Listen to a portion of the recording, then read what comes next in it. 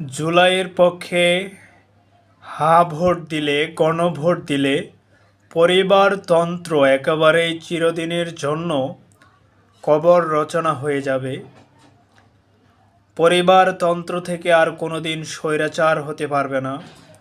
জুলাই সনদে ভোট দিলে একজন ব্যক্তি দুইবারের বেশি প্রধানমন্ত্রী থাকতে পারবে না।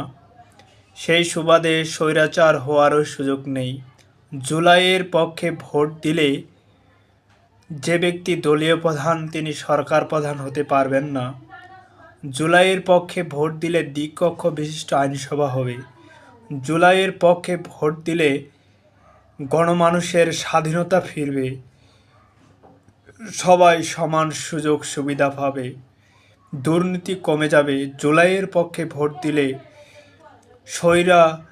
স্বৈরা শাসকের চিরদিনের জন্য কবর রচনা হবে। আসুন সকলে হ্যাঁ ভোট জুলাইয়ে, হ্যাঁ ভোট দিই।